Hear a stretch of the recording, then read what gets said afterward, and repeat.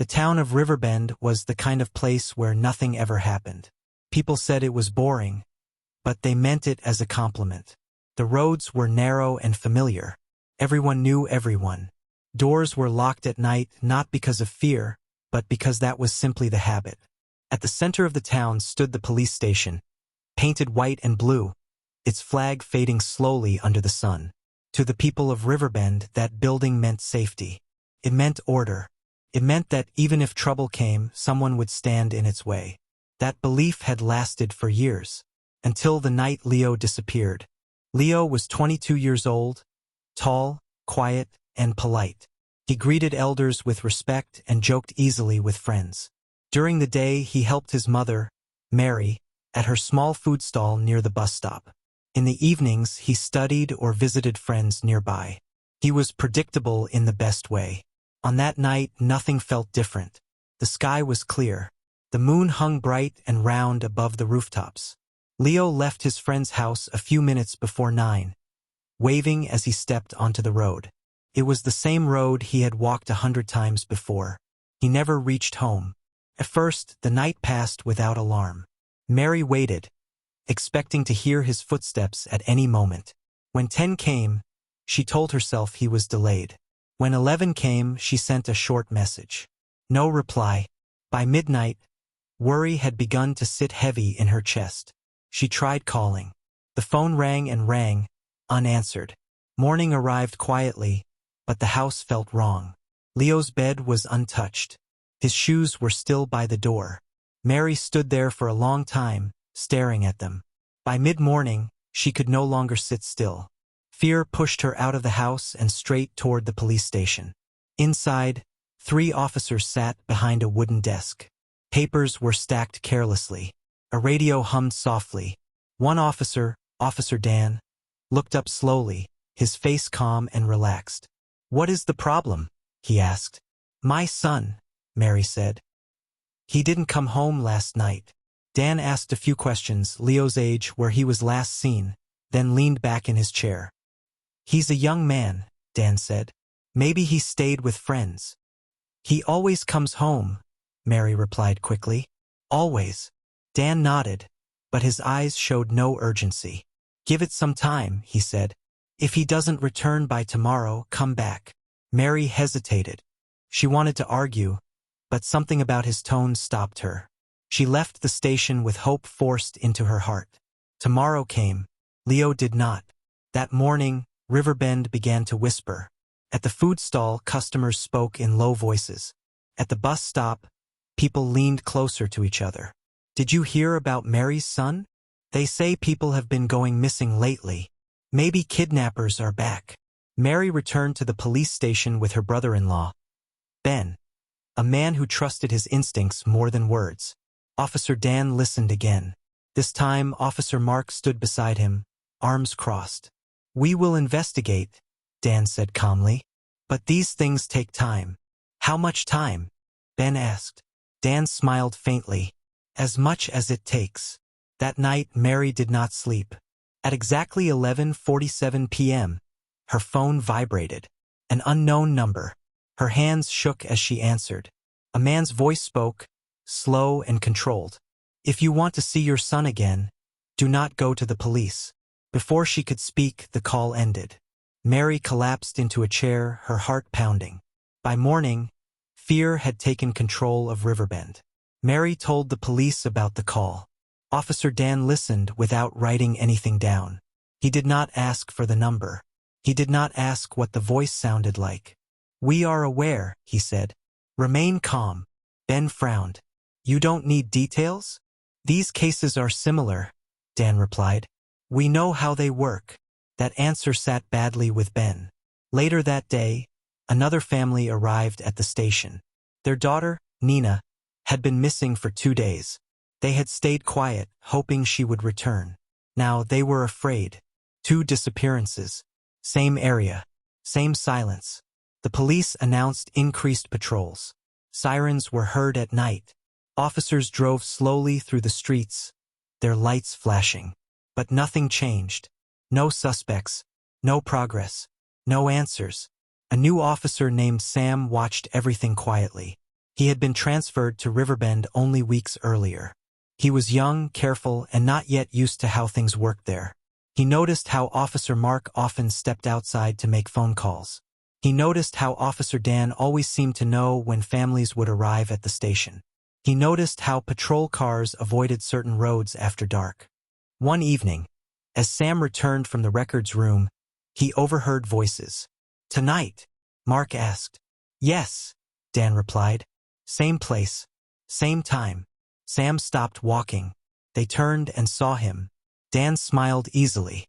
"Problem, officer?" Sam swallowed. "No, sir." That night, Mary's phone rang again. "You have 3 days," the voice said. She ran to the station, panic written across her face.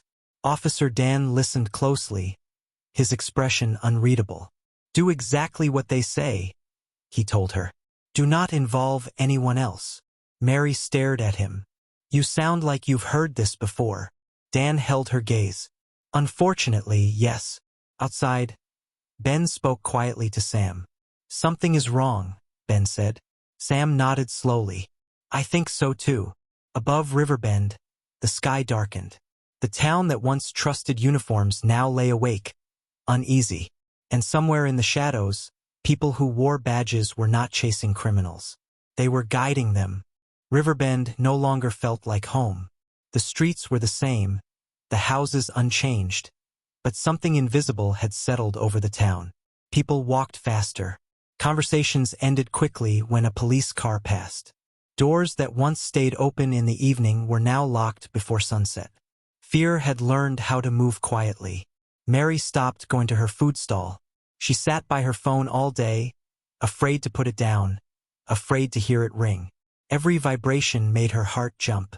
Every unknown number felt like a threat. 3 days. That was what the voice had said. Ben tried to be strong for her, but even he could not hide his anger. He had lived in Riverbend his whole life. He knew the police. He had trusted them. Now, every visit to the station felt like walking into a room full of secrets. On the second day, another name was added to the list. Paul, a taxi driver, failed to return home after a late trip. His car was found by the roadside, empty, keys still inside. No signs of struggle. No witnesses. 3 people. Different lives. Same silence. Officer Dan stood before the community that evening, speaking calmly. "We are doing everything we can," he said. "Please avoid unnecessary movement at night." Someone shouted, "Then why aren't you finding them?" Dan's eyes hardened for a moment. "We are professionals. Let us do our job." Sam stood at the back, watching faces instead of listening to words. He watched how Dan avoided looking at the families. He watched how Officer Mark stayed silent, his jaw tight, and he watched how fear slowly turned into anger. That night, Sam could not sleep. He replayed the overheard conversation in his mind. Same place, same time. What place? What time? The next morning, Sam volunteered for patrol duty. He wanted to see what others avoided. He drove slowly, noting which roads senior officers skipped. One road stood out, a narrow stretch near the old quarry, poorly lit and rarely used. When Sam mentioned it casually at the station, Officer Mark laughed. "Nothing happens there," he said too quickly. "Road's bad. No reason to waste fuel." Sam nodded, but his suspicion grew. Later that day, Mary received another call. The voice gave instructions. Calm, cold, precise. She was told not to involve anyone. She was told not to cry. And she was told the police already knew what to do. That last sentence broke something inside her. "How would they know?" she whispered into the phone. The line went dead. Mary went to the station anyway. Officer Dan listened and then did something strange. He nodded, not in surprise, but in understanding. "You must follow instructions carefully," he said. "Any mistake could make things worse." "You're not even asking what they said," Mary replied. Dan looked at her. "We don't need to." Ben slammed his hand on the desk. "Are you helping us or not?" Dan stood up slowly. "Watch your tone." Outside, Sam heard raised voices. He stepped closer, pretending to sort files. When Mary and Ben left, Sam followed them out. "Ma," Sam said softly, "can I ask you something?" Mary looked at him with tired eyes. "Did they tell you not to trust the police?" Sam asked. Mary froze. Ben turned sharply. "How would you know that?" Sam swallowed. "Because I don't think everyone here is clean." For a moment no one spoke. Then Mary nodded slowly. "I knew it. That night something else happened." A message spread through Riverbend quietly, carefully. People began warning each other. "If someone goes missing, don't go straight to the police. They already know. They always know." Trust was cracking. Officer Dan noticed. At the station, his calm began to slip. He called Officer Mark into his office. "The town is talking," Dan said. "They always talk," Mark replied. "This time it's different," Dan said. "They're watching us." Mark frowned. "What about the new guy?" Dan's eyes narrowed. "Sam. He asks too many questions." Dan leaned back. "Then keep him busy." The next day, Sam was assigned paperwork duty. Long hours. No patrols. No movement. But Sam had already started collecting pieces. Times. Locations. Names. Every disappearance happened within a short window. Every report was handled by the same officers. And every lead died inside the station. That evening, Sam followed Officer Mark after work. From a distance, Mark drove toward the edge of town, toward the old quarry road. Sam kept far back, his heart pounding. Mark stopped briefly, stepped out, made a phone call, then drove off. Sam wrote everything down. Meanwhile, the kidnappers' deadline was approaching. Mary barely ate. She barely spoke. She replayed Leo's smile in her mind, afraid it would fade. On the third night, the phone rang again.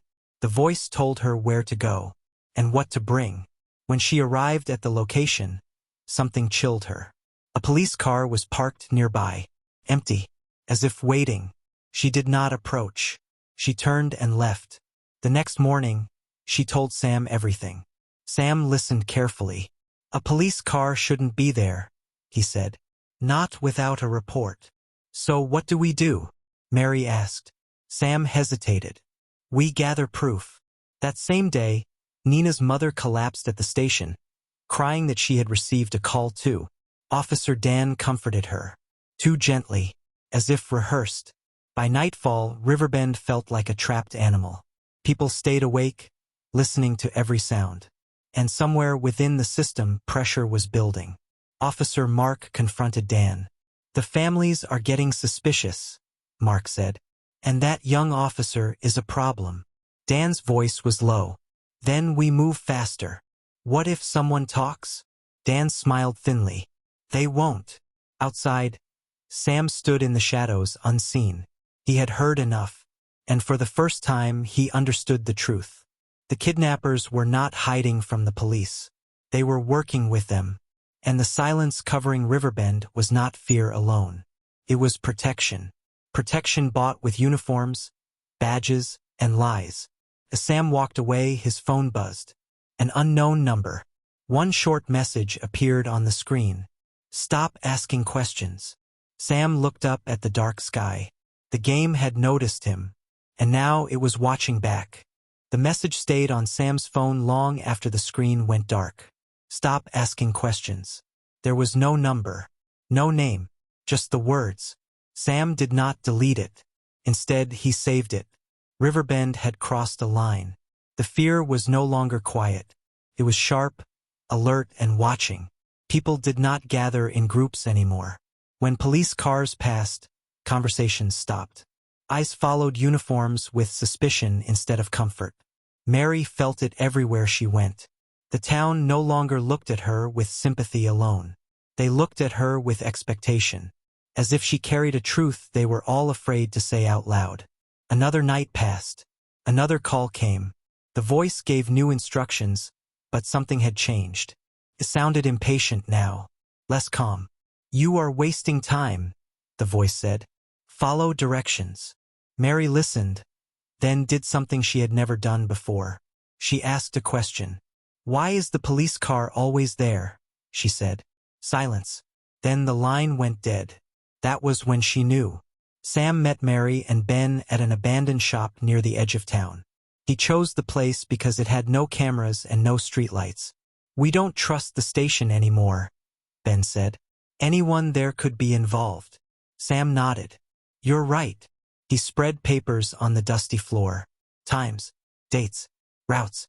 "All the disappearances follow the same pattern," Sam said. "Same roads, same officers receiving the reports, same delay." "And Dan?" Mary asked. Sam paused. "Dan is always there." The weight of that sentence settled heavily between them. At the station, Officer Dan was feeling the pressure. He noticed how officers avoided eye contact. He noticed how people no longer greeted him in public. Worst of all, he noticed Sam. Too quiet, too observant. Dan called Mark into his office. "We need to clean this up," Dan said. Mark leaned against the wall. "They're scared." "They should be," Dan replied. "Fear keeps people quiet." "What about Sam?" Dan's mouth tightened. "If he crosses the line, we deal with it." Outside, Sam stood near the notice board, pretending to read. He heard everything. That night, Sam followed Mark again. This time, he went closer. Mark drove toward the quarry road, stopped briefly, then continued deeper into the dark. Sam parked far away and walked the rest of the distance. He stayed hidden. He watched as Mark met two men near a small structure. They spoke briefly. No shouting. No struggle. It looked organized. Professional. Sam took photos with his phone.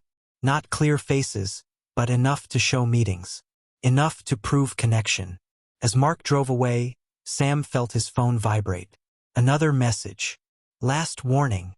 Sam's hands shook, but he did not turn back.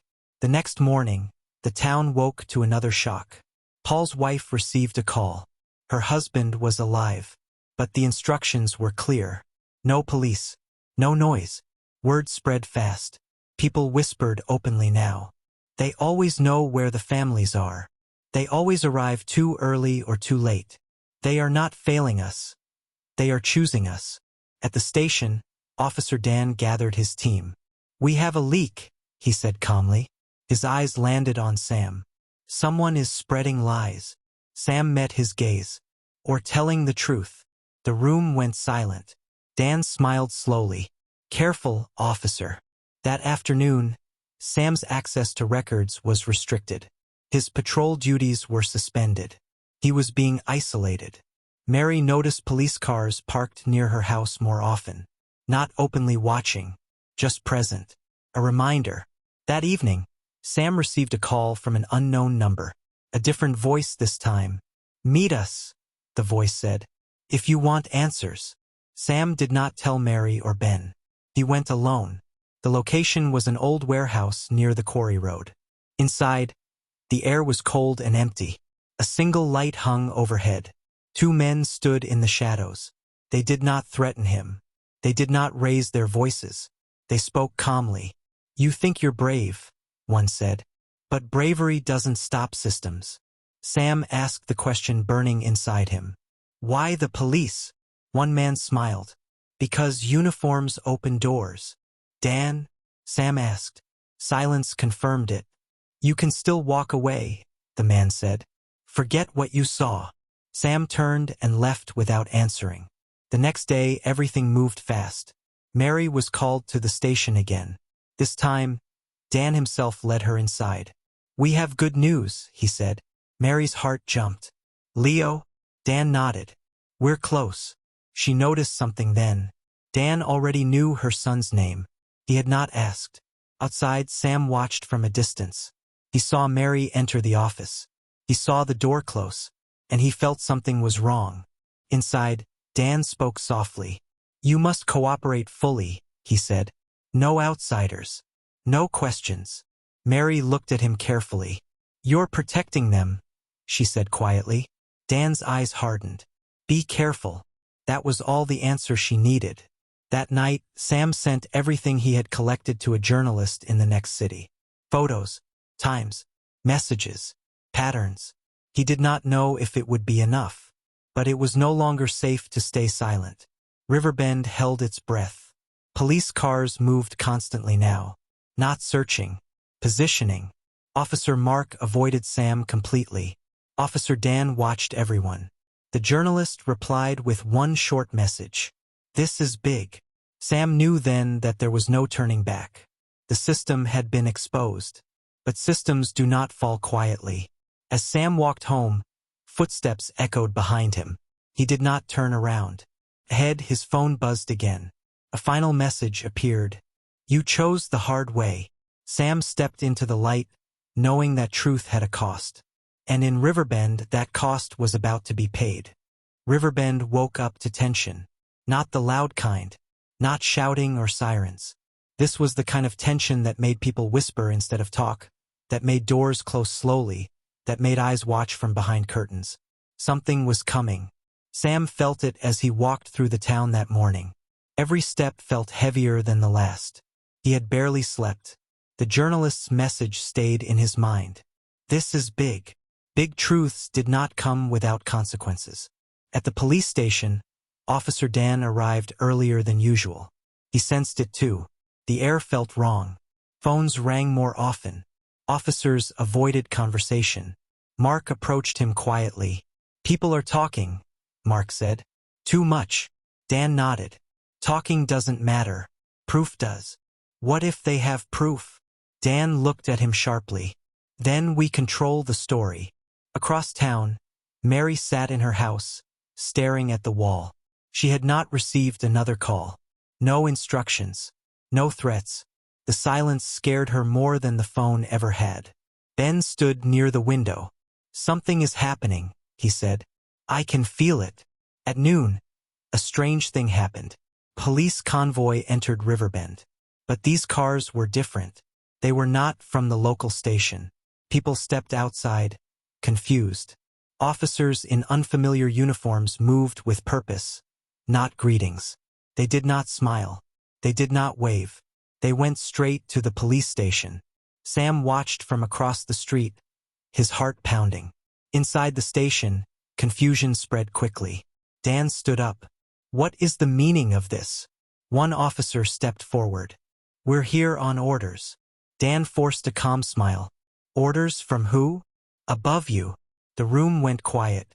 Mark took a step back. Sam's phone vibrated. The journalist had arrived in town. Evidence had been published. Photos, messages, patterns. Everything Sam had gathered was now public. The truth was no longer a rumor. It was a document. Outside, people gathered. They did not shout. They watched. Dan was escorted out of his office. Not in handcuffs. Not yet. But the sight alone broke something in Riverbend. Mary arrived just as Dan was being questioned. She looked at him. You knew, she said softly.